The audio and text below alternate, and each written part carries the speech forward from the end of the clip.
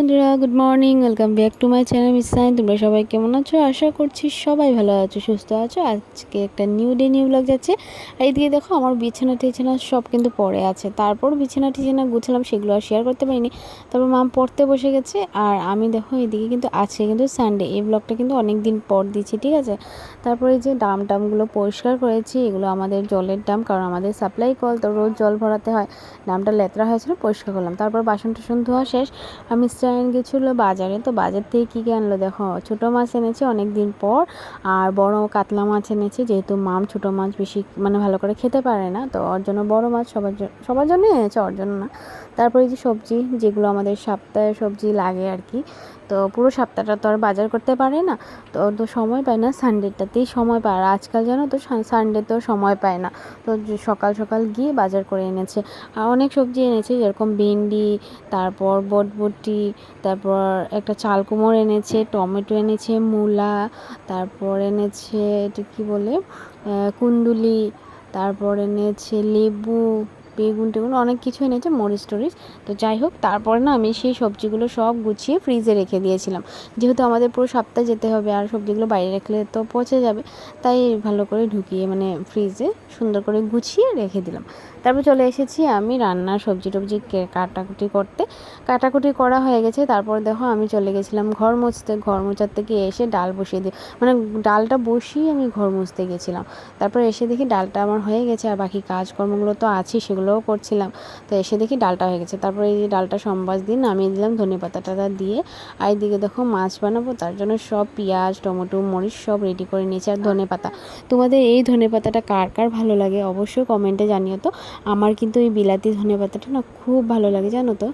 আর এই যে দেখো আমি কিন্তু মাছের জন্য পেঁয়াজটাকে ভালো করে ভাজা ভাজা করে মশলাটা দিয়ে দিয়েছিলাম। আর মশলাটা কী ছিল জানো, রসুন আদা মরিচ এগুলো পেস্ট ছিল, পেঁয়াজ কিন্তু আমি পেস্ট করিনি। তারপর দেখো মরিচের গুঁড়ো, হলুদ গুঁড়ো, নুন, তারপরে একটু সামান্য পরিমাণে জিরার গুঁড়ো দিয়েছিলাম। দিয়ে ভালো করে আমি মশলাটাকে কষাবো। আর হ্যাঁ, টমেটো দিয়ে দিয়েছিলাম, যেহেতু আমার পেঁয়াজটা ভাজা ভাজা হয়ে গেছে তাই টমেটোটা দিয়ে দিয়েছিলাম, কারণ টমেটোটা ভালো করে মশলা দিয়ে কষাতে হবে, তার জন্য আর কি। তো এই যে এখন আমি ভালো করে কষাবো এই যে মশলাটা। তা আর তোমরা কারা কারা এইভাবে ছোটো মাছ বানাও অবশ্যই আমাকে কমেন্ট করবে তো, কারণ আমি কিন্তু এইভাবে না আগে বানাতাম না। আমি আগে মেখে নিতাম, তারপর সব মেখে টেখে তেল টেল দিয়ে তারপরে বসিয়ে দিতাম। কিন্তু এখন না এইভাবে বানালে খেতে এত ভালো লাগে, এত টেস্ট হয়, মানে আমি আমার ননাসের থেকে শিখেছিলাম। তো আমার ননাসের আছে ছোটো মাছের চচ্চড়ি আমার হাজব্যান্ড খেতে খুব ভালোবাসে, তো ও আমাকে বলতো দিদি যেভাবে বানাবে ওইভাবে বানাবে। তারপর দিদির থেকে দেখে আমি শিখে এটা বানাই। তারপরে এই যে দেখো সামান্য পরিমাণে চিনি দিয়েছিলাম।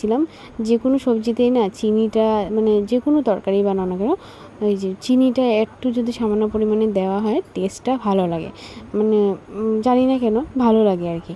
তারপরে এই যে মশলাটাকে ভালো করে কষিয়ে নিয়েছি। এখন সামান্য পরিমাণে জল দিয়ে এটাকে ফুটতে দেবো আর কি, যাতে টমেটোগুলো ভালো করে মানে একটু নরম নরম হয়ে যায়, ভালো লাগবে। আর কাঁচামরিচও দিয়েছিলাম, কয়েকটা কাঁচামরিচও এই যে দেখো গোটা গোটা কাঁচামরিচ দিয়েছিলাম। তো ছোটো মাছটা হলো মোয়া মাছ, আর আজকে ছোটো মাছটা খুব ভালো ছিল জানো তো, একদম ফ্রেশ ছিল, কোনো লেত্রার তেত্রার ছিল না, আর অন্য মাছও ছিল না, শুধু মোয়া মাছটাই ছিল। তারপর এই যে দেখো মশলা ধোয়া যে জলটা এটাই দিয়েছিলাম, দিয়ে এখন না ভালো করে আবার কষিয়ে তারপরে ছোটো মাছটা দিয়ে দেবো।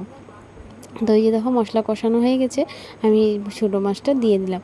দিয়ে এবার না ছোটো মাছটা বেশি লাড়াচাড়া করলে তো ভেঙে যাবে, তার জন্য অল্প অল্প মানে লাড়াচাড়া না করলেও হবে না, কারণ মশলা তো ঢুকবে না মাছের মধ্যে, আর মাছটাও ভালো করে সিদ্ধ হবে, যেহেতু আমি কিন্তু মাছটাকে ভাজা করিনি, কাঁচা মাছই দিয়েছিলাম। তারপরে এই যে দেখো কি সুন্দর কালার হয়েছে না, এই যে তেল ছাড়ছে দেখো মাছের থেকে, আর ধনেপাতাটা উপর দিয়ে দিয়েছিলাম। তো ছোটো মাছটা আমার হয়ে গেল।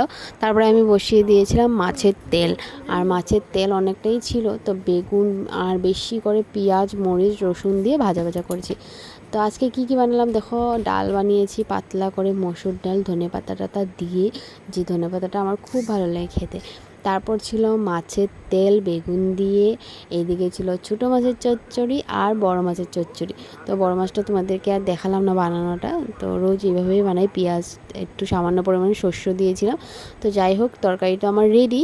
আর এই লাস্টে ভাতটা বসিয়ে দিয়েছিলাম। ভাতটা কেন বসিয়েছি বলো তো লাস্টে, কারণ ভাতটা বসিয়ে না অন্য কাজ একটা করব।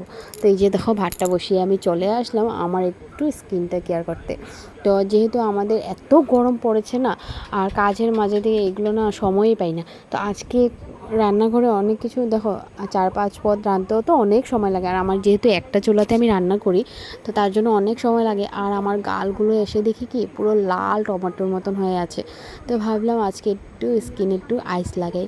তারপর এই যে আনলাম আইস, ফ্রিজ থেকে বের করে এনে এখন লাগাচ্ছি। এত আরাম লাগছে না কি বলবো। আর আইসটা লাগানোর পর না মুখের মানে গ্লোটাই আলাদা হয়ে যায়। এত গরমের জন্য পুরো মুখ টুক মানে পুরো আগুন বের হচ্ছিলো, যেহেতু রান্না করছিলাম আরও বেশি গরম হয়ে গেছিলো, তাই মানে সহ্য হচ্ছিল না। তাই ভাবলাম একটু আইস লাগাই। আর আমি কিন্তু এটা মাঝে মধ্যে লাগাই না যে সেটা না, কিন্তু কখনো দেখানো হয়নি। তো আজকে দেখো এই যে ভালো করে আইসটাকে লাগাচ্ছি। তারপর দেখো আমার কিন্তু স্কিন কেয়ার করা হয়ে গেছে, সামান্য কিছু, বেশি কিছু আর করিনি। তো মুখটা না অনেক ফ্রেশ লাগছে জানো তো, আমি নিজের থেকে বুঝতে পারছি। তারপর স্নান টান করে চলে আসলাম ভাত খেতে। আর আজকে দেখো মেনুতে তো তোমরা তো জানোই কী কী বানিয়েছি। লেবু আছে, মাছের তেল বেগুন দিয়ে, আর এদিকে ছোটো মাছের চচ্চড়ি আর ডাল আছে। আর বড় মাছটা বানিয়েছিলাম, সেটা আর আমরা দুপুরে খাইনি কেউ, মা আমাকে শুধু দিয়েছিলাম। আর রাতের বেলা খাবো। আর এত গরম পড়েছে না, বেলা রাঁধতে ইচ্ছে করে না গো, তার জন্য দুপুরেই বানিয়ে রেখে দিই। আর এই যে এইদিকে তো মামার আমি খেতে বসে গেছি। তারপর না সন্ধ্যেবেলা আর কিছু ভিডিও করতে পারিনি, শুধু ডাইরেক্ট রাতের বেলা আমার জাল গিয়েছিল ওর মামার ঘর থেকে প্রসাদ এনেছে, সেটাই খেলাম। তারপর তো মিষ্টান্ন চলে এসেছে আর সবার জন্য আজকের মতন ভিডিওটা এখানেই শেষ করছি। ভালো লাগলে প্লিজ লাইক কমেন্ট শেয়ার করে দিও। টাটা বাই বাই, দেখা হচ্ছে একটা নতুন ভিডিওর সাথে। টাটা।